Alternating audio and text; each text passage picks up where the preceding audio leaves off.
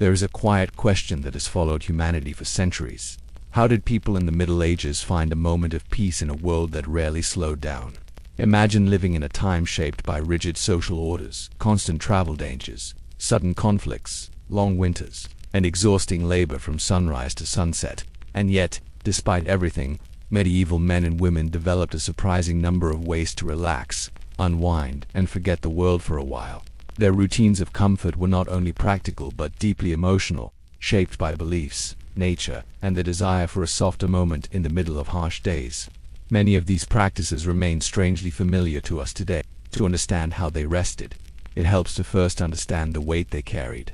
Life in medieval villages and towns moved in an unbroken rhythm, tending fields, repairing tools, caring for animals, gathering water, preparing meals, and surviving illnesses without modern medicine. News traveled slowly, but trouble arrived fast. Storms ruined crops, feuds escalated suddenly, and fear of the unknown was constant. Even so, medieval people did not simply endure. They searched for sanctuary, whether in sound, scent, ritual, or simple human connection. Their world may appear dark from a modern perspective, but within that darkness existed pockets of warmth that made life softer.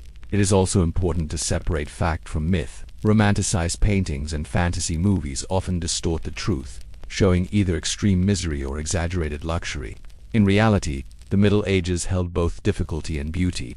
People laughed, shared stories, fell in love, raised children, enjoyed festivals, and cherished peaceful evenings. Many surviving letters, manuscripts, and chronicles reveal a desire for calm very similar to what people feel today.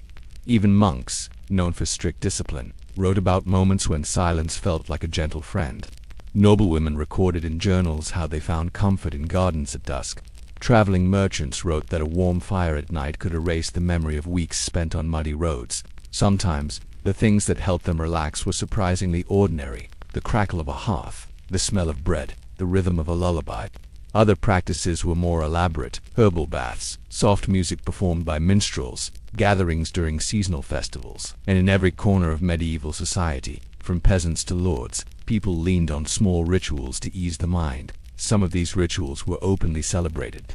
Others existed quietly, whispered through generations. A few were surrounded by rumors or warnings from the church, not because they were dangerous, but because they offered comfort that seemed too indulgent. What makes these practices fascinating is the contrast between expectation and reality. We often imagine the Middle Ages as a time without rest, but the truth reveals a world where people held tightly to moments of peace. They recognized the value of mental escape long before modern vocabulary existed. And although their methods might look different from ours, the heart behind them is the same: the longing to breathe, to feel safe, to let the mind drift gently at the end of the day. As we explore the ways medieval people relaxed, something becomes clear. They were not so different from us. Their nights were filled with the same quiet wishes: warmth, music, stillness, companionship, a small break from the noise of life. And even in difficult times, they created their own gateways to calm. Some methods were artistic, others were spiritual, a few were playful. Many were surprisingly advanced, but all of them reveal a softer, more intimate side of medieval life that history books rarely highlight. This journey begins with sound.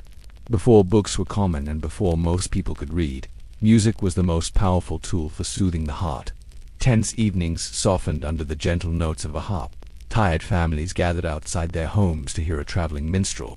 Monks chanted slowly in candlelit halls, creating echoes that felt almost like a lullaby drifting through stone corridors. Music brought peace to nobles and peasants alike, weaving comfort across society. And yet, this was only one part of a much larger world of relaxation. Each chapter of this exploration will open another doorway into medieval comfort. Some paths lead to herbal baths surrounded by steam. Others take us into gardens built purely for contemplation. From night festivals glowing under torchlight to storytelling circles that stretched late into the evening, the medieval world was rich in practices meant to quiet the mind. And although the centuries have passed, their gentle rituals still speak to us. Their search for rest is timeless. If there was one presence capable of reshaping the atmosphere of a medieval night, it was music. In a world where silence often pressed against the walls of wooden homes or echoed through stone corridors, the arrival of a melody felt almost magical.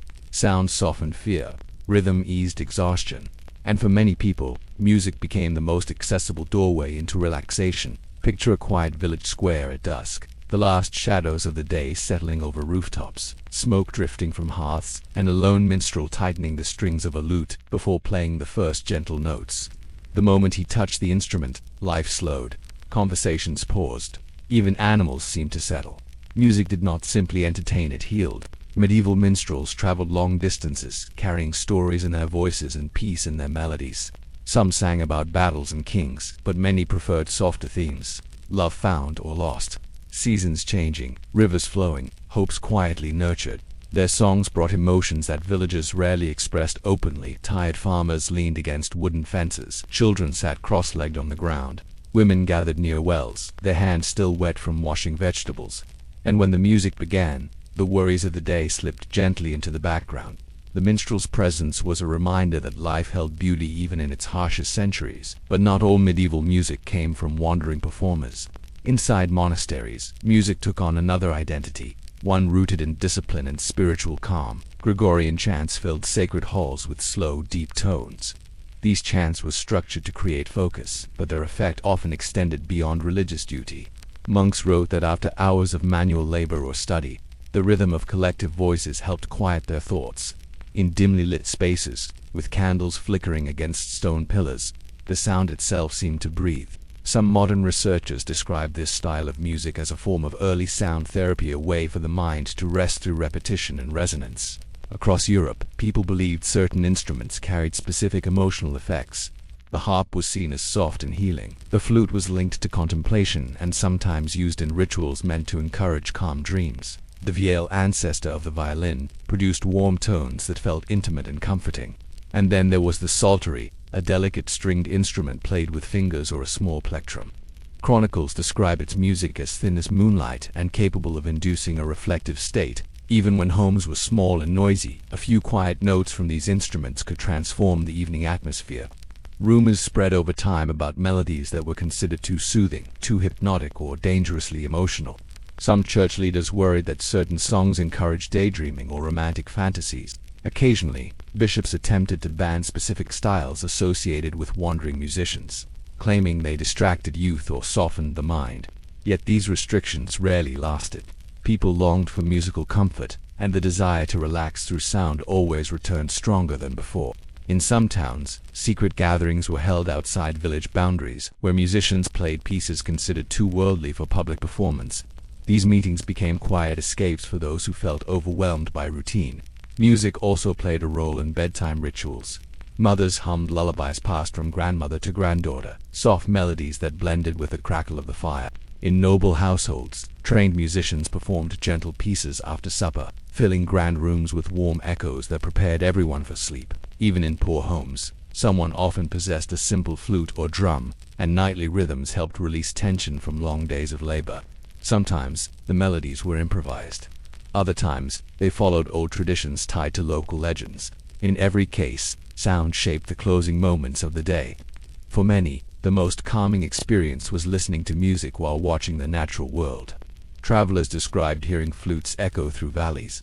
Shepherds often played simple pipes as they tended their flocks, letting the notes drift across open fields. The combination of sound and landscape created a comfort that no material object could match. In places where life was dominated by uncertainty, these fragile moments felt like sanctuary. Even the act of making music brought peace. People tapped rhythms on wooden tables, whistled softly during chores, or hummed without thinking. The body itself became an instrument of release, and in times when anxiety was high during war, famine, or illness, music became a collective reminder that life still held harmony somewhere beneath the noise. The medieval world was not silent, it was full of sound woven with emotion. And for those seeking relief from stress, exhaustion, or fear, music offered an immediate escape. Some melodies carried hope, others carried longing, all carried comfort. The next doorway into medieval relaxation, however, was more tactile, fragrant, and immersive, an ancient ritual that transformed not just the mind, but the body itself. If music soothed the mind, warm water and fragrant herbs soothed the body. And although many modern people imagine the Middle Ages as a time when baths were rare, the truth is far more nuanced. Across Europe, bathing was considered one of the most comforting and luxurious ways to unwind. It offered relief from physical strain, tension, and cold winters that seemed to last forever. In many towns, bathhouses were as common as markets, and stepping into one was like stepping into another world, steamy, aromatic, gentle, and surprisingly social. The typical medieval bathhouse was built of wood or stone, with a central furnace heating enormous cauldrons of water. Workers carried bucket after bucket into private or semi-private rooms, where large wooden tubs awaited guests. Candles glowed through the haze of steam. The air smelled of warm timber, herbs, and occasionally sweet oils for someone who had spent the entire day farming, sowing, or traveling long distances. This environment felt like a temporary paradise.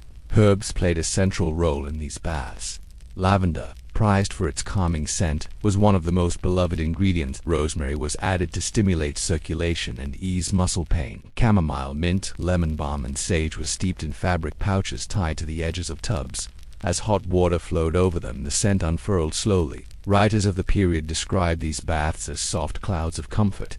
Even people who had little access to luxury could gather wild herbs and create simple infusions at home. But the most intriguing relaxation ritual involved steam houses, structures similar to early saunas. In some regions they were called sweating rooms or vapor huts. Stones were heated until glowing, then splashed with water to release thick clouds of steam. People sat inside wrapped in cloths, letting the sweat cleanse their skin and tension melt from their muscles. Steam houses were especially popular during winter, when cold winds made outdoor chores exhausting. Travelers often wrote that after a session in one of these huts, sleep came more easily than at any other time of the year. Bathhouses also became spaces for quiet companionship. Couples soaked together, families shared large tubs, and friends gathered to talk while steam swirled around them. In cities, bath attendants offered massages using warm oils or coarse linen cloths. These massages were not luxurious by modern standards, but they soothed the sore shoulders, stiff backs, and overworked legs. Some chronicles mention massage techniques brought from distant lands, carried by merchants or soldiers returning from campaigns. A few of these techniques were rumored to have near-mystical effects, though that was likely exaggeration born from exhaustion and relief. Of course, not everything about medieval bathing was peaceful. Controversies arose especially in the later Middle Ages when certain religious authorities argued that bathhouses encouraged immorality. Some claimed that mixed bathing distracted people from spiritual discipline. Others worried that spending too long in warm water made the body too comfortable. In certain cities, regulations were introduced to limit the hours of operation or enforce separation by gender. Still, these attempts rarely eliminated the custom. People needed rest, and the comfort provided by hot water was not easily ignored. Legends flourished as well. In rural villages, some herbal baths were said to heal more than the body. A bath infused with mugwort was believed to ease nightmares. A bath with thyme and sage was thought to cleanse bad luck. Women in some regions created ceremonial baths for newborns, using flowers and warm cloths to calm both baby and mother.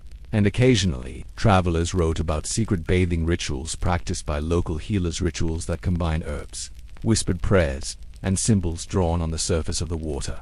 These stories often blurred the line between medicine and superstition. Bathing at home could be just as soothing.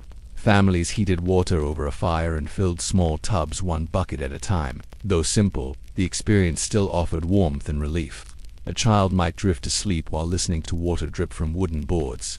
A tired mother might rest her arms along the rim of a tub as the aroma of herbs filled the room. Even in the humblest settings, the ritual of bathing became a moment when the world gently stepped back. For medieval people, these bathing traditions were not merely ways to stay clean, they were ways to reset the mind, breathe deeply, and let go of the weight of daily life. The warmth of the water softened the hardness of the world. The fragrance of herbs lifted the spirit, and the quiet moments spent in steam or candlelight opened a space for reflection that was rare during waking hours. Yet water and steam were only one side of medieval relaxation. For many people, true escape came from something even simpler, something sweet, fermented, and deeply comforting. For many medieval people, comfort flowed from a cup. Drinks were not only for celebration or survival, they were a way to soften the edges of a difficult day and slip gently into a more peaceful state of mind. In an era where clean water was not always available, fermented beverages became the everyday norm, and within this necessity, people found rituals of relaxation that blended flavor, tradition, and emotional comfort. The most common drink was small ale, a very light beer brewed to be consumed daily by adults and children. It contained just enough alcohol to keep it stable but not enough to cause intoxication. At night, when work was finally done, Families gathered around their tables to sip this mild brew. The warmth of the room, the sound of wooden cups tapping gently together, and the slow rhythm of conversation created moments of calm that people treasured. Chronicles describe these evenings as times when the world rested with its people. Wine played an equally important role, though it was more common in southern regions where grapes thrived. Medieval wine was often sweeter and less refined than modern varieties. Many households diluted it with water to create a soft drink suitable for winding down. Nobles enjoyed imported wines from Italy or Spain, each with unique aromas that added a touch of luxury to quiet evenings. Meanwhile, monasteries became centers of high-quality winemaking. Monks understood fermentation better than most and produced smooth varieties that travelers praised for their relaxing effects. Then there was mead, one of the oldest comfort drinks in European history. Made from honey, water, and yeast, mead carried a soft sweetness that made it popular at festivals and also during solitary evenings. Its gentle warmth spread through the chest, easing tension after long days of labor. Some meads were infused with herbs such as elderflower, rose, or juniper, creating flavors believed to calm the mind. In some regions, mead was considered a gift from the gods of old, a symbol of joy and celebration that brought peace even in troubled times. Beyond these familiar drinks, medieval herbal infusions played a surprisingly important emotional role. While tea as we know it had not yet reached Europe, people created their own calming blends from local plants. Monks often led the way, writing recipes based on their observations of nature. Chamomile was used to soothe the stomach and help with sleep. Lemon balm was brewed to lighten sadness, peppermint eased headaches, and valerian root, though strong in smell, was prized for its tranquilizing properties.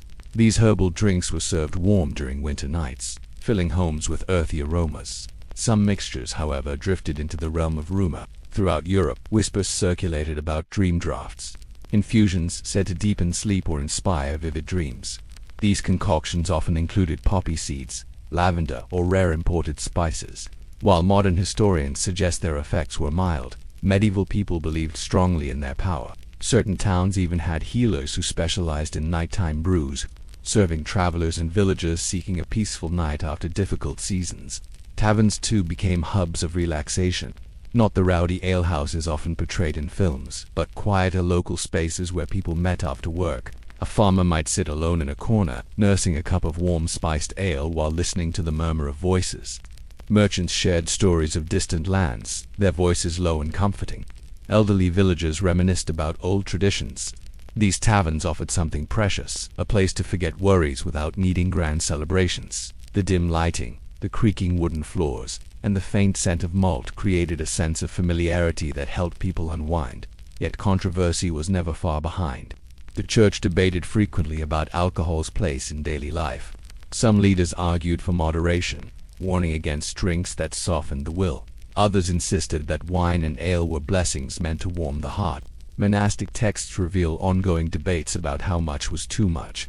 Still, most communities found a balanced approach, treating drinks as tools for comfort rather than excess. Among nobles, evening drinks became part of refined rituals. Feasts often concluded with small cups of spiced wine containing cinnamon, cloves, or nutmeg, luxurious ingredients imported from distant lands. These spices were incredibly expensive, so their presence marked the end of a special or stressful day. The warm aroma rising from the cup created a moment of pleasure that lingered long after the final sip. Even simple workers enjoyed occasional treats. A shepherd returning home might mix hot milk with honey. A baker might save a cup of warm ale from the morning's brew, drinking it by the hearth after a long day. These small indulgences helped people forget the weight of the world, if only for a moment. The psychological comfort mattered as much as the taste. And so, medieval drinks formed a tapestry of flavors tied to emotion, routine, and relief. Each cup carried a story. Each sip brought a moment of rest. And as night deepened across villages, towns, and great castles, one truth remained. Comfort could be found in something as simple as lifting a wooden cup and letting warmth settle the spirit. But liquid peace was only one kind of escape. For many medieval souls, the quiet embrace of nature offered a deeper, slower kind of relaxation. In the medieval world, where daily life was shaped by constant labor and the unpredictability of nature, the act of simply stepping outside could feel like a form of healing. For many people, the most accessible way to relax was to walk into the quiet of the fields, sit beneath a tree, or wander through the narrow paths surrounding their village. Nature was not a luxury, it was a companion. And in a time when stress had few outlets, the landscape became a silent refuge where minds could drift freely. Gardens played a central role in this search for peace. Monastic gardens, especially, were designed with intention. Monks believed that order in the physical world created order in the mind, so their gardens followed geometric patterns, each section carefully arranged. Paths lined with herbs encouraged slow walking. Benches invited moments of contemplation. Small fountains or simple water basins added a soft, calming sound. These gardens were known as hortus conclusus, closed gardens, spaces meant to protect the spirit from the noise of the outside world. Writers described them as places where silence felt like a gentle garment. Even beyond monastery walls, gardens held importance. Noble households cultivated large enclosed spaces filled with fruit trees, vines, medicinal plants, and flowers chosen for their fragrance. Walking among roses, violets, or lilies in the cool of the evening became a cherished ritual. Several medieval women, particularly noble women who kept journals, wrote about how strolling through gardens at dusk was the only time of day when they felt an inner quiet. One account describes a lady who walked barefoot in the grass after stressful days, believing that touching the earth helped draw sorrow away. For common folk, nature provided comfort without formality. A farmer might find peace leaning against a tree after tending crops, listening to the wind rustle through leaves. A shepherd spent entire days in open fields, accompanied only by sky, birds, and the soft ringing of sheep bells. Children often lay on their backs watching clouds drift by, one of the simplest, oldest forms of calm reflection. Even short walks to collect firewood or fetch water offered moments of solitude. Medieval people believed strongly in the emotional power of nature. Certain trees were thought to bring peace simply by standing near them. The willow, with its long drooping branches, symbolized quiet sorrow, but also healing. The oak represented strength and calm. Birch trees, with their pale trunks, were associated with purity and renewal. Sitting under these trees became an informal ritual, a way to feel protected or inspired. Some travelers wrote that they intentionally slept near large trees because the whisper of their leaves lulled the mind. Bodies of water also played a role in relaxation. Many villages were built near rivers or lakes, and the sound of flowing water was described as comforting to the distressed. People sat on riverbanks to reflect, wash away worries, or simply watch fish dart beneath the surface. In some traditions, placing hands in cold running water was believed to relieve anger or sadness. Fountains in noble gardens were designed not only for beauty but to create an atmosphere where the mind could drift gently. During warm seasons, fields offered quiet anonymity. People could walk for hours without encountering anyone. The tall grass swayed slowly, insects hummed softly, birds circled overhead, and the world felt spacious. These simple sensory experiences brought rest in ways that required no tools, no rituals, no preparations, just presence. Nighttime walks were equally beloved. Villagers often looked up at the sky, tracing constellations that held stories passed down through generations. The stars were believed to guide not just travelers, but emotions. Some thought certain constellations brought calm or clarity if observed with the right intention. Animals added another layer of peace. Cats stretched lazily in patches of sunlight. Dogs walked beside their owners, providing silent companionship. Horses, with their steady breathing and rhythmic footsteps, created a soothing presence during long rides. Falcons perched quietly on noble wrists, symbols of control and serenity. The connection between humans and animals formed a natural bond that eased loneliness. There were also beliefs about sacred spots, places where nature and spirituality seemed to merge. A clearing in the forest where light fell just right. A hillside where wind always blew gently. A spring whose water shimmered brighter than elsewhere. These sites became informal sanctuaries. People visited them not for ritual but for comfort, drawn by something they could not fully explain. Even work connected people to relaxation. Harvesting, planting, and gathering herbs often led to quiet reflection. The repetitive motions created a meditative rhythm.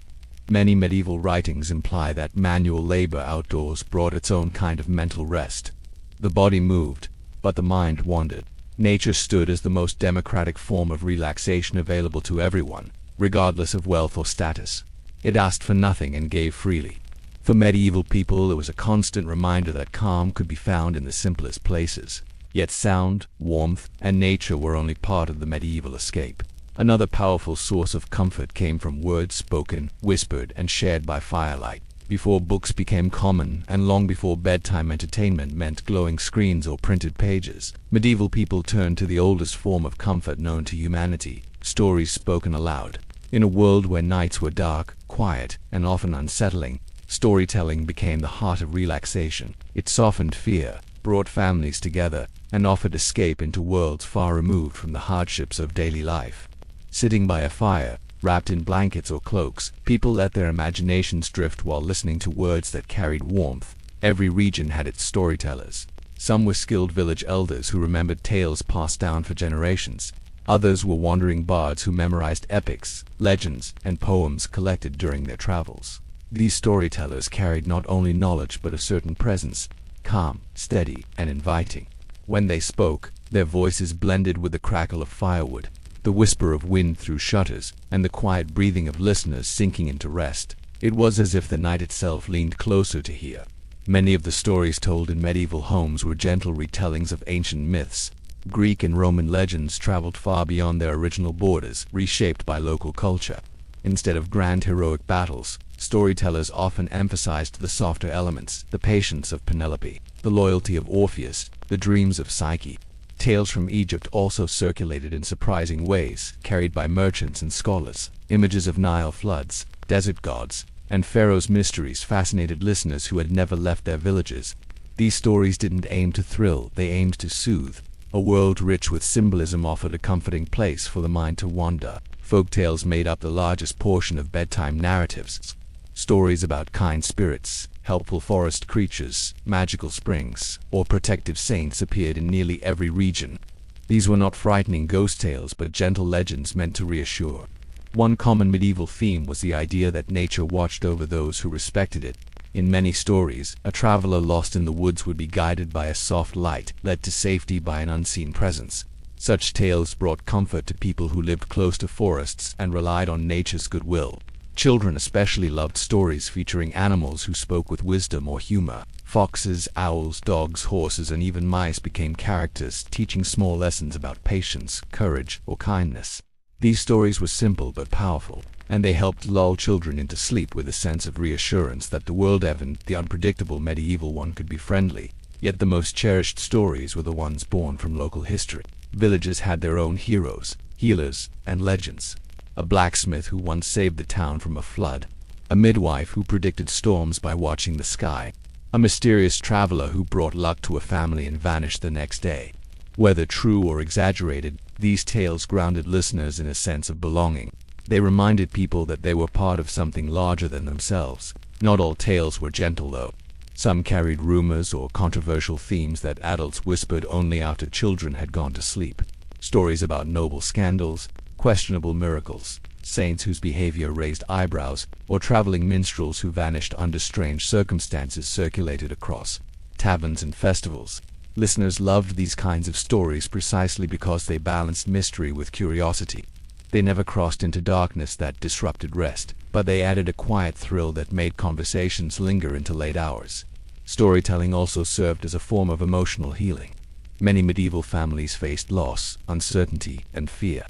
Narratives became a way to process these feelings. A story about a hero who found peace after hardship mirrored the hopes of the listeners. A tale about forgiveness soothed those carrying guilt. When someone felt troubled, an elder might choose a tale that spoke indirectly to their worries. Without realizing it, people found clarity wrapped inside metaphor. Monasteries, too, embraced storytelling, though in a more structured way. Monks copied saints' lives, moral parables, and spiritual anecdotes. Before sleep, groups gathered to listen to readings known as collations. These were designed to calm the mind and guide thoughts toward gratitude and reflection.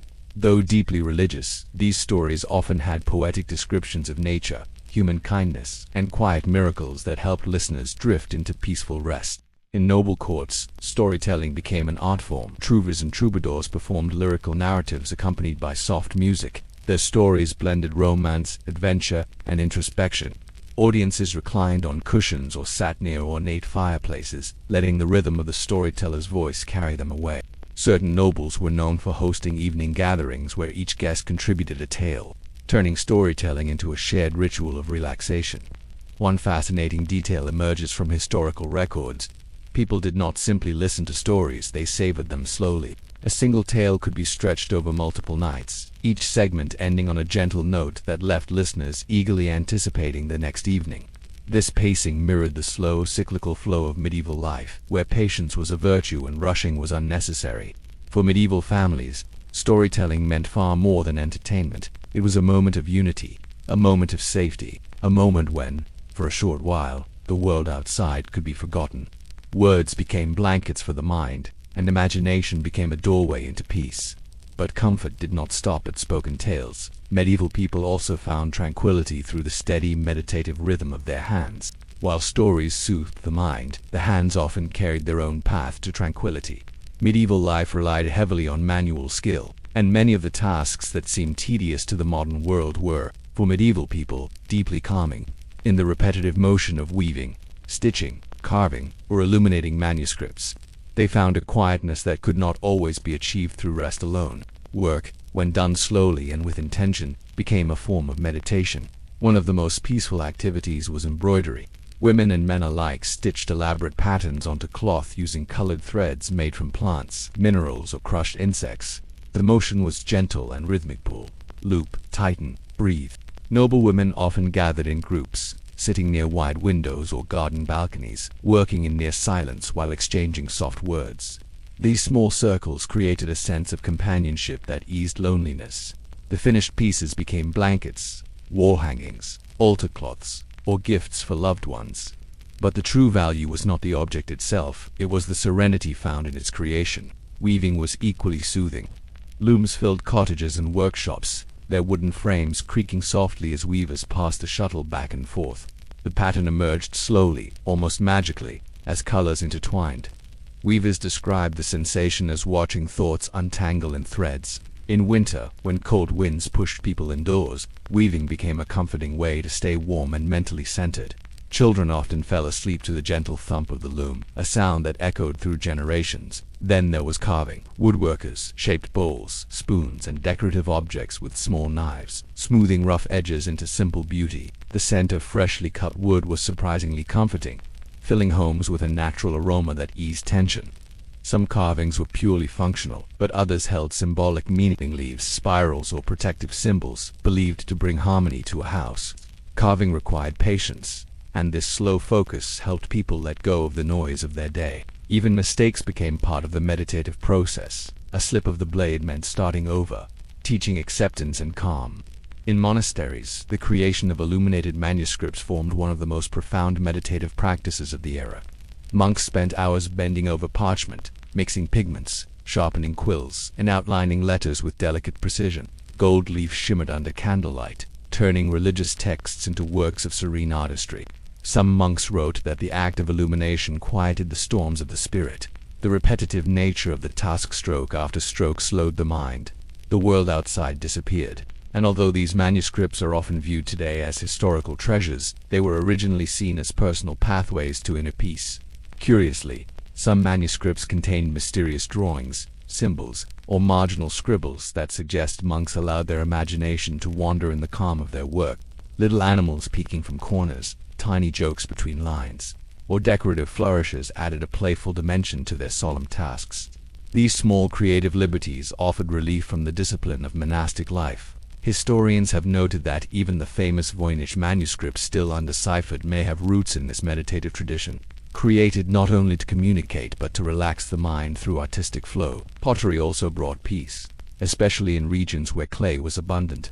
Shaping and smoothing clay with the hands grounded people physically and mentally. The spinning of the wheel produced a gentle hum, a soothing rhythm that encouraged slow breathing. And once the object was formed, whether a cup, bowl, or jar, decorating it with simple patterns added another layer of quiet joy.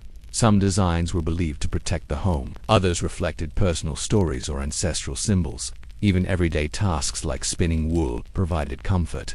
Sitting near the fire, women twisted fibers into yarn, letting the motion become automatic. During long winter nights, the soft worry of spinning wheels filled homes with a calming pulse. It was common for families to gather during these sessions, children playing, elders speaking softly, men repairing tools, creating a peaceful domestic scene that felt safe and warm. One of the most understated but powerful forms of medieval calm came from mending. Repairing clothing or patching fabric offered a sense of continuity. People stitched while thinking of the person who would wear the garment, pouring quiet affection into each seam. The slow, gentle movements allowed the mind to settle, giving space for reflection or small conversations. In noble courts, artistic hobbies became symbols of refinement. Some nobles practiced calligraphy, painting, or even metal engraving. These activities were not merely decorative, they were personal escapes from political pressure. Letters survive in which nobles admit that artistic work provided a rare respite from expectations and responsibility. Even kings were known to relax by designing armor patterns or sketching plans for gardens. What made these activities so soothing was not their outcome, but their process. The steady repetition, the tactile comfort, the union of body and mind in slow, focused motion. Medieval people might not have had the vocabulary of mindfulness, but they lived it in their own way. Their hands kept moving while their thoughts softened. Worries faded into the background, and the world for a moment felt gentler.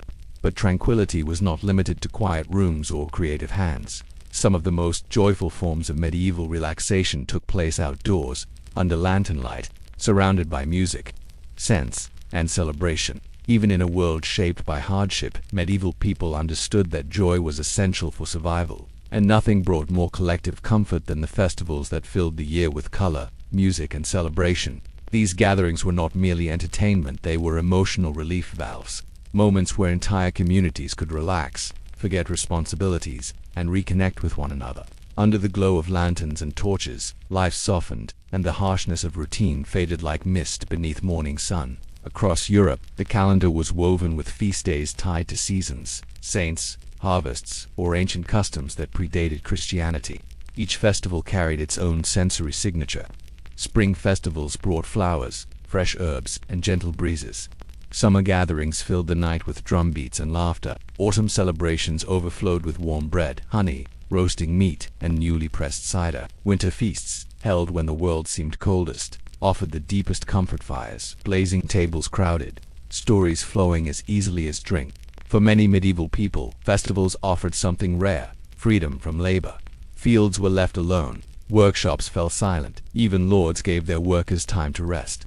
Villagers dressed in their cleanest garments, braided hair with ribbons, or adorned themselves with herbs believed to bring good luck. Children ran through streets playing games, while adults greeted neighbors they rarely had time to speak to. In these hours, the social hierarchy softened. The world felt warm, safe, and alive. Music played an essential role in every celebration. Musicians with drums, lutes, bagpipes, flutes, or fiddles stood at the center of gatherings, their rhythms guiding dance patterns passed down through generations. Circle dances, line dances, and partner dances all flowed with simple, repetitive steps that anyone could follow. Moving together in unison created a sense of unity that soothed the heart. Even people who claimed they could not dance found themselves stepping lightly to the beat. Food also provided deep emotional comfort during festivals. Medieval feasts were not extravagant every time, but they offered abundance compared to daily meals. Thick stews, half-baked bread, fruits preserved in honey, pies filled with herbs or cheese, and warm drinks infused with cinnamon or cloves filled tables. The smell of roasting meat drifting through village streets announced that a special day had arrived. For people who lived with uncertainty, these meals were small miracles.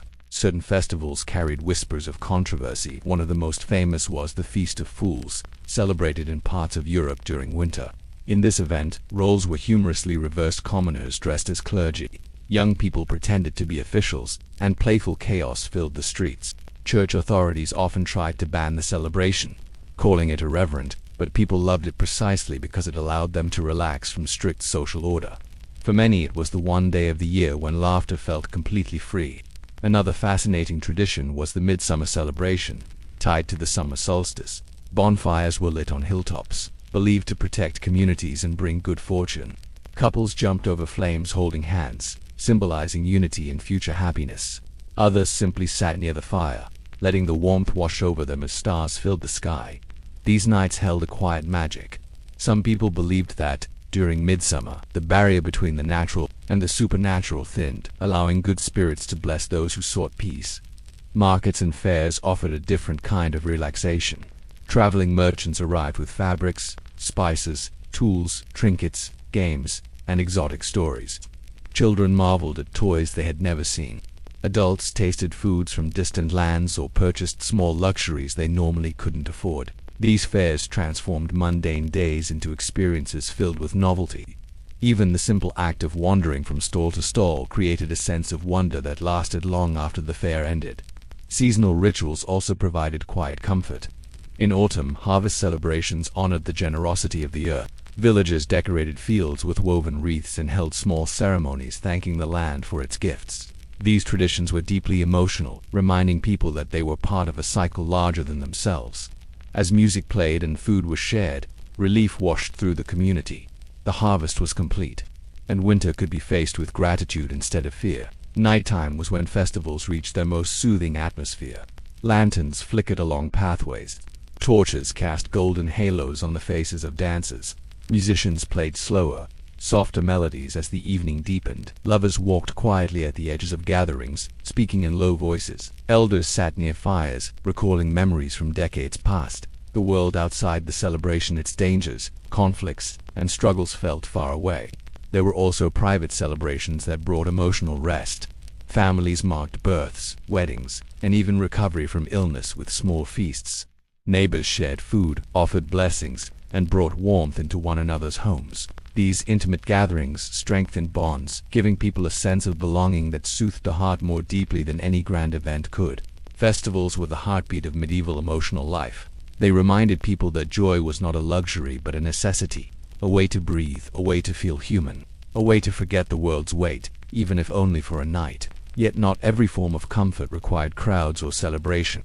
Some of the deepest relaxation came from quiet companionship at home, lit by the soft glow of a hearth. When medieval people sought comfort that went beyond festivals or storytelling, they often found it in the quiet sanctuary of home. Despite the harshness that defined so much of daily life, the domestic space held a kind of warmth that nothing else could replace.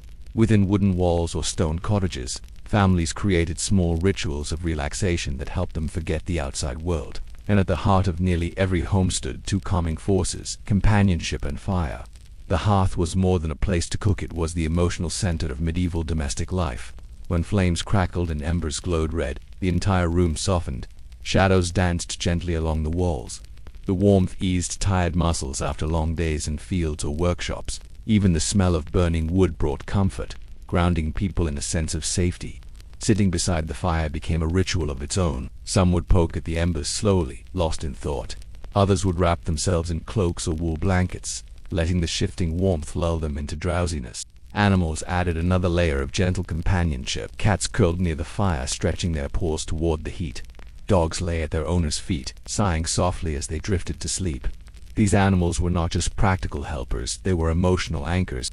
Medieval writings often describe cats as calming presences that kept the night gentle, while dogs provided both protection and affection. Even horses, kept in stables attached to some homes, offered comfort through their steady breaths and familiar sounds drifting in through wooden walls. Families developed evening routines that felt almost ritualistic. A mother might braid her daughter's hair while singing a soft tune. A father might mend tools by the fire while children leaned against his side. Elders told simple stories, not grand tales but quiet recollections of their youth. These recollections soothed the entire family, reminding them of continuity, resilience, and love. The slow rhythm of daily tasks, cleaning bowls, pouring warm drinks, arranging blankets, created a peaceful atmosphere that settled over the household as night approached. Some regions had unique domestic traditions. In certain northern villages, people believed that sweeping the floor before bed ensured calm dreams. In other areas, families sprinkled dried herbs near doorways to invite tranquility. Lavender and mint were especially favored, releasing their scent whenever someone walked past. These fragrances blended with the smell of smoke and wool, forming a comforting cocktail of aromas associated with rest. Bedtime itself had its rituals. Medieval beds varied from simple straw-filled sacks to elaborate carved frames piled with layers of blankets.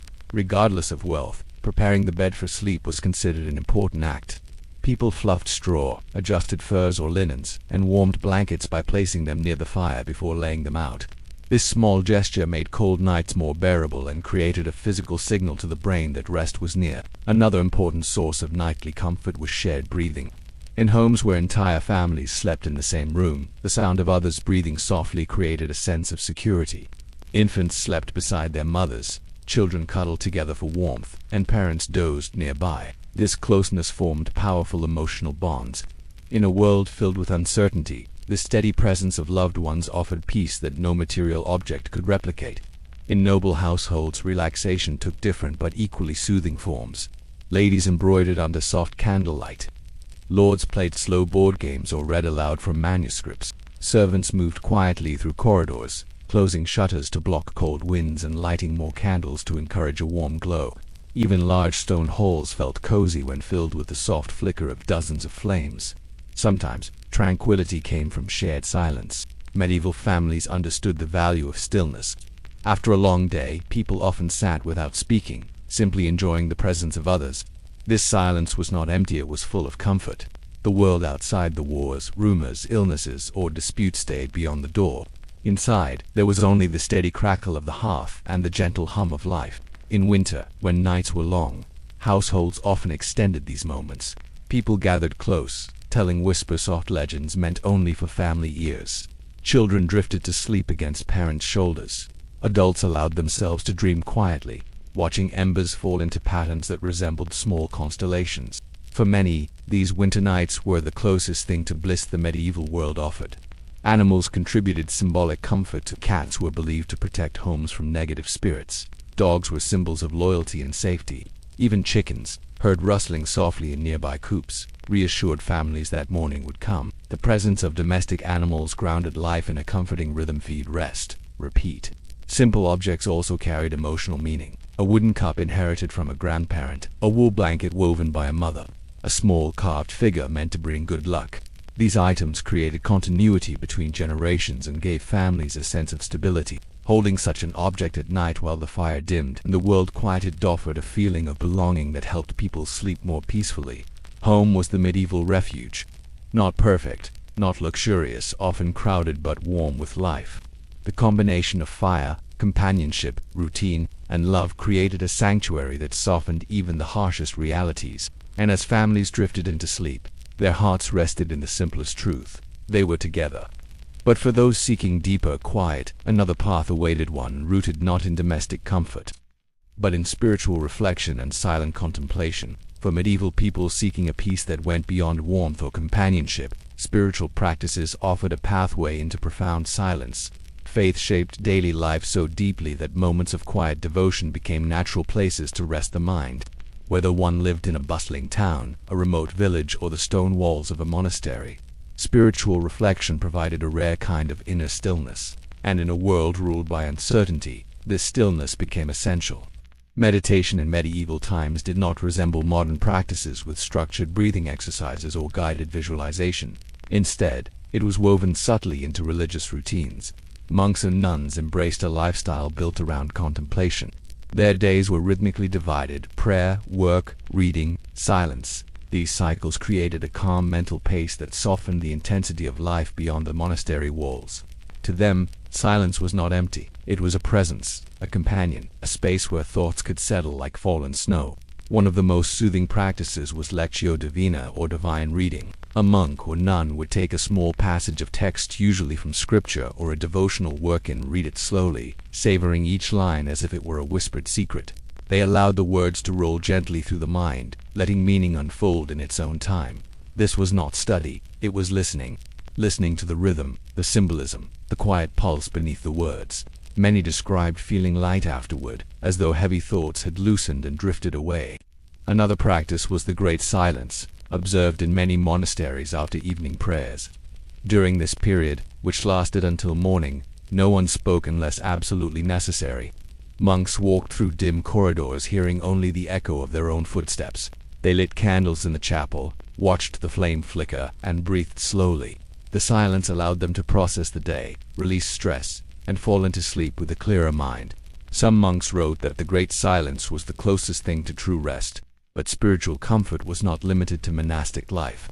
Ordinary people also found peace in their own devotional routines. Many households had small wooden crosses, painted icons, or simple carvings that served as focal points for quiet thought. Sitting before these objects in the low light of evening created a meditative environment. People whispered short prayers, not necessarily seeking miracles, but calm. They asked for strength for the next day, protection for their family, or simply a peaceful night. Communal worship also offered emotional relief. Churches were often the only buildings in a village made of heavy stone, and stepping inside created an immediate shift in atmosphere. The thick walls muffled sound, candlelight glowed against carved altars, the scent of incense drifted silently. Even when no service was being held, many people entered churches simply to sit, breathe, and rest. It was a place where the world felt temporarily suspended. Music once again played a role in these spiritual moments. Chanting created a hypnotic effect, its long, slow notes resonating through the chest like a gentle heartbeat. In some places, choirs or priests sang evening hymns designed specifically to ease the transition into night. These hymns were soft, repetitive, and deeply calming. Listeners often described them as a blanket of sound. Some spiritual practices drifted into mysterious territory. Medieval Europe was filled with beliefs about visions, dreams, and symbolic messages. People believed that certain dreams carried insight or comfort from a higher source. When someone experienced a calming dream like walking through a bright field or seeing a peaceful figure, they often interpreted it as reassurance that their worries were being lifted. Dream interpretation manuals circulated, some written by scholars, others by unknown authors. While not all interpretations were taken seriously, the idea that dreams could soothe the heart gave people hope. Other practices were more controversial. In some regions, individuals used herbal incense or aromatic resins during prayer, believing that scent helped lift the spirit. Church authorities were cautious about such methods, worried they bordered on forbidden rituals. Still, people continued to use gentle fragrances like frankincense, myrrh, or rose resin to enhance their meditation. The rising smoke symbolized thoughts drifting upward and away. Even the physical posture of prayer provided comfort. Kneeling, bowing, or sitting cross-legged created a grounding effect. These positions slowed the body, which in turn slowed the mind. Many medieval people wrote in personal letters that prayer softened the edges of sorrow or brought quiet to the bones. Pilgrimage also served as a form of emotional reset. Although physically demanding, the act of walking long distances gave people time to reflect, breathe, and disconnect from daily pressures. Upon reaching a shrine or holy site, pilgrims often described feeling renewed, even if their lives remained unchanged. It was the journey, the steady steps, the changing scenery, the sense of purpose that brought mental clarity. Spiritual practices may have varied widely across regions, but all shared a common goal: finding peace in a noisy world. And while devotion was the heart of these rituals, the emotional benefits were universal. They created a mental pause, an invitation to slow down, to feel rooted, to let the world settle. But relaxation in medieval times was not limited to solemnity. In fact, one of the most surprising sources of comfort came from games, simple, playful, and unexpectedly soothing. In a world filled with hard labor and constant responsibility, medieval people found surprising relief in games. Long before board games became a modern staple, families and communities used playful competition to unwind, bond, and escape the weight of daily life. These games were simple, but their emotional impact was powerful. They brought laughter, curiosity, strategy, and joy into evenings otherwise shaped by routine. And for many, the act of sitting together to play offered a mental break that felt almost luxurious. Chess was one of the most beloved games of the Middle Ages. Introduced to Europe from the Islamic world, it quickly became a favorite among nobles, scholars, and even some merchants. But medieval chess was more than strategy, it was storytelling. Each piece symbolized part of the world as they understood it: the king as ruler, the queen as power, the knight as honor, the bishop as spiritual force. Playing chess allowed people to feel in control of something, even if just on a wooden board. For those living in feudal systems where power felt distant, manipulating these pieces brought a sense of agency that was deeply satisfying. But chess was not limited to elites. In village inns and small homes, simpler versions of strategic games flourished. Tafel, a family of Norse strategy games, remained popular in northern regions. Players moved pieces across boards marked with intersecting lines, attempting to outsmart their opponents. The repetitive tapping of wooden pieces against the board became a calming rhythm. People played while sipping warm drinks or resting after long days, the board illuminated by candlelight. Dice games were even more widespread. Dice were easy to carve from bone, wood, or horn, making them accessible to people of all classes. Rolling dice brought suspense, excitement, and the joy of unpredictability. Families invented their own rules, creating small tournaments or betting harmless tokens like pebbles or dried beans. Tavern dice games became evening traditions, with players laughing, teasing, and occasionally accusing the dice of having a mind of their own. The thrill was gentle, not reckless. Dice brought simple pleasure, but dice also stirred controversy. Some religious leaders feared that games of chance encouraged irresponsibility or distracted people from spiritual duties. This fear led to sporadic bans or warnings, particularly when gambling became too rowdy. Still, most villagers treated dice as innocent fun. For them it was not about winning, it was about relaxing in good company. Card games appeared later in the medieval period, arriving from Asia through trade routes. Early cards were hand-painted, making them rare and expensive at first. Nobles used them during feasts or intimate evening gatherings. Over time, simplified decks became more common. These early cards featured symbolic suits, sometimes tied to agricultural or seasonal themes. The act of shuffling cards, laying them out, and reading the patterns brought a sense of playfulness that eased mental tension. Children had their own ways of relaxing. They played with carved wooden toys, jumped over ropes, raced through fields, or chased hoops rolled with sticks. Their laughter filled villages with life. Observing children at play often calmed adults as much as any game played by grown men and women. There were also games connected to nature. People tossed stones into patterns drawn in dirt or played versions of tic-tac-toe scratched into wooden tables. Outdoor contests like tug-of-war or wrestling matches gave people outlets for physical energy, creating a satisfying exhaustion that made sleep deeper and more peaceful. Sometimes, villagers played blind man's chase, a game where one person was blindfolded and tried to tag others moving quietly around them. The game was playful, silly, and often ended in laughter. Noble courts introduced more refined pastimes. Backgammon, known then as tables, became extremely popular. The clicking of the pieces, the rolling of dice, and the strategic choices made the game deeply immersive. Nobles often played late into the night, their faces lit by flickering candles as they leaned over ornate boards. Some chronicles mention kings and queens who used games to unwind after political negotiations or tense diplomatic meetings. Interestingly, games sometimes carried symbolic meanings. In some regions, certain board games were believed to represent the struggle between chaos and order. Playing them became a subtle way to reflect on life's unpredictability. It's even recorded that during difficult winters or long periods of unrest, families played more frequently as a way to maintain morale. Beyond the rules, the true magic of medieval games was in the atmosphere they created. Shared concentration, gentle teasing, moments of victory or defeat handled with laughter, the intimate quiet of a room where people leaned together, absorbed in a shared activity, brought comfort unmatched by anything else. It wasn't about skill, it was about presence. Many medieval writings reveal that after games people slept better, their minds felt clearer, their worries softened. Games allowed them to step outside themselves for a little while to think about something light and enjoyable. But the search for comfort did not stop with playful competition. Medieval relaxation was just as much about flavor, warmth, and the soothing power of food. In the medieval world, comfort often began in the kitchen. Food was more than survival, it was emotional refuge. After long days shaped by labor, weather, and uncertainty, the scent of a warm meal drifting through a house could soften even the heaviest moods. Simple ingredients transformed into soothing dishes that brought families together at night, creating pockets of peace in an otherwise demanding life. And while medieval cuisine may seem rustic today, its flavors carried deep emotional significance.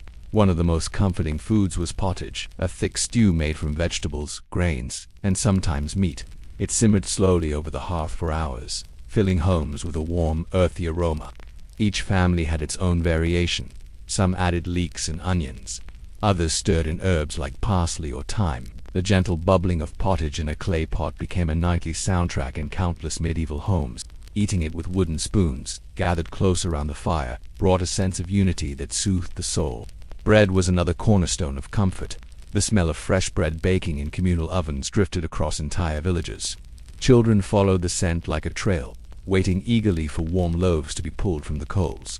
Bread was often dipped into broth, spread with soft cheese, or paired with honey when someone needed extra warmth. A simple slice could offer reassurance. In many ways, bread was the medieval version of comfort food, humble, reliable, deeply satisfying. For wealthier households, spiced dishes offered a unique form of relaxation. Spices were expensive, sometimes worth more than gold, but even small amounts transformed meals into experiences of warmth and pleasure. Cinnamon, cloves, nutmeg, and ginger were prized for their soothing properties. Mixed into wine, added to desserts, or sprinkled over roasted fruit, these spices created aromas that calmed the mind. Historians believe nobles sometimes used spiced wine as a sleep aid, drinking it slowly beside the hearth to settle their thoughts. Desserts brought another kind of gentle joy. Medieval people did not eat dessert the way we do today, but they loved sweet treats when possible. Honey cakes, baked apples with spices, or milk puddings flavored with herbs were served during special evenings. These dishes were soft, warm, and comforting, perfect for winding down after stressful days.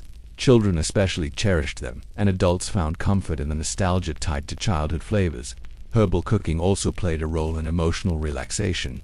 Many common herbs were believed to carry calming properties. Lavender added to biscuits or milk was thought to induce sleep. Mint mixed into sauces or drinks helped clear the mind. Lemon balm appeared in countless recipes intended to lift spirits. Some households even kept small gardens near their kitchens specifically for these relaxing herbs, harvesting them in the evening to prepare food that soothed both stomach and heart. In rural areas, comfort often came from simplicity: a warm bowl of porridge on a cold morning, fresh cheese made earlier that day, a handful of berries gathered from the forest. Medieval people understood the emotional power of nourishment. Seasons shaped their meals, and each shift brought new forms of comfort. Spring offered fresh greens that tasted like renewal. Summer brought fruit bursting with sweetness. Autumn delivered hearty roots that warmed the body. Winter required creativity-preserved foods, dried herbs, slow-cooked stews, but these meals were rich with emotional warmth. Sharing food with others amplified its soothing effect. Communal meals during festivals or harvest celebrations offered both physical and emotional abundance. Neighbors passed wooden bowls, exchanged stories, and offered blessings for the seasons ahead. Even during hard times, sharing food symbolized hope. A bowl of stew given to a struggling family meant more than nourishment; it was comfort in its purest form. Noble feasts, though grand, also carried moments of calm. After hours of ceremony, music, and performance, lords and ladies often retreated to smaller chambers to enjoy quiet bites: pear tarts, candied nuts, spiced wine, or soft cheeses. These intimate moments allowed them to relax away from the expectations of court life. Servants moved quietly, candles flickered, and soft conversation replaced formal speeches. Even in castles, comfort lived in the details.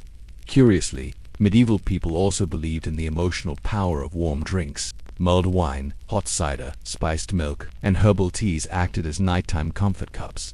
These drinks heated the body, relaxed tense muscles, and encouraged sleep. Some recipes were considered medicinal, others were simply beloved traditions. A warm mug held between cold hands on a winter night could melt stress faster than any story or game. Meals were also tied to gratitude. Many families said a short blessing before eating, not only out of faith but out of recognition that each meal represented hard work, cooperation, and the generosity of the earth. This moment of reflection created mental peace, setting a calm tone for the evening. Food healed emotionally as much as physically, and once the meal ended, many families drifted toward the hearth, stomachs full, bodies warm, hearts at ease. But while the warmth of food soothed many, the medieval night offered another kind of comfort, one born from firelight itself. If there was one presence capable of transforming a medieval night into a sanctuary, it was fire. More than a source of warmth or a tool for cooking, the hearth's glow became a symbol of safety, companionship, and inner calm.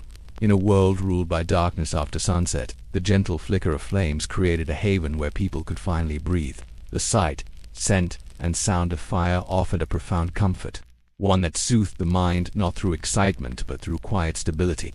At the center of most homes stood the hearth, a stone or clay structure where wood crackled steadily.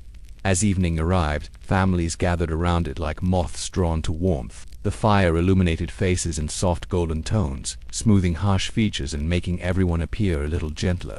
Shadows danced along the walls in slow waves, creating a hypnotic rhythm that encouraged relaxation.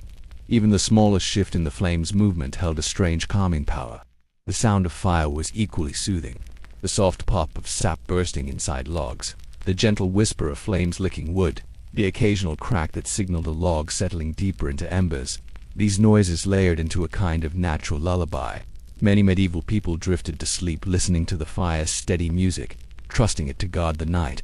For children, the sound meant safety. For adults, it meant the day had finally ended and the world outside could be forgotten. The scent of burning wood added another layer of comfort. Oak produced a deep, warm smell that lingered long after the fire died down.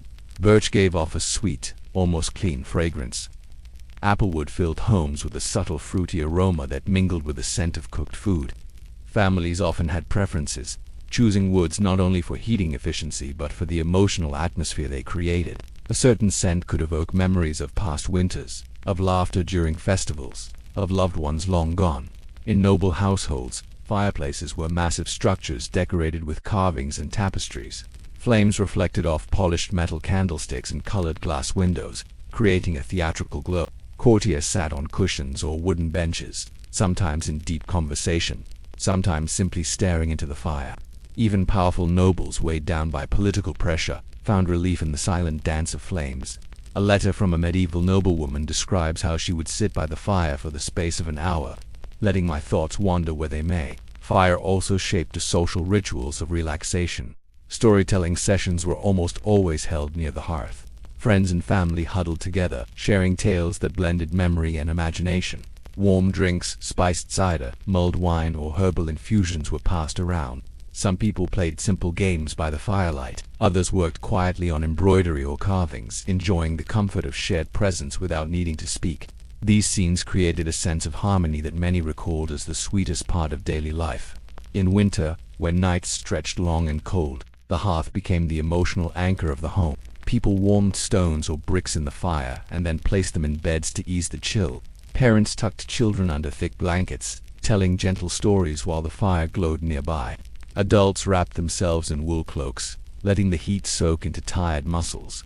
During storms, when wind howled through shutters, families moved even closer to the hearth, allowing its glow to shield them from fear. There were symbolic beliefs tied to fire as well. Many medieval cultures saw fire as a protector. Some households kept a small flame burning constantly, believing it brought luck and peace. Others practiced rituals of sweeping ashes carefully at night, ensuring the fire's spirit remained undisturbed. Even the act of lighting a new flame in the morning held meaning. It represented renewal, hope, and the start of another day. Outdoor fires carried their own magic. At festivals, bonfires towered high into the night sky, their light visible miles away. Communities gathered around them to dance, sing, and celebrate.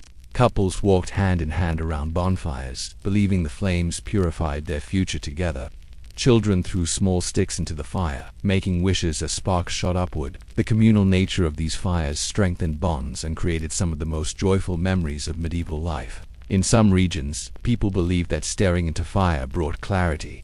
Travelers wrote about nights spent alone in forests or by lakes, lighting a small campfire and watching the embers pulse like living hearts. These solitary moments offered peace after long journeys.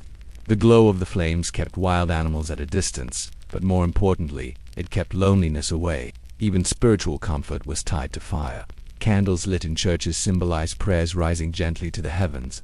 Monks walked through cloisters carrying lanterns that cast warm halos against stone pillars.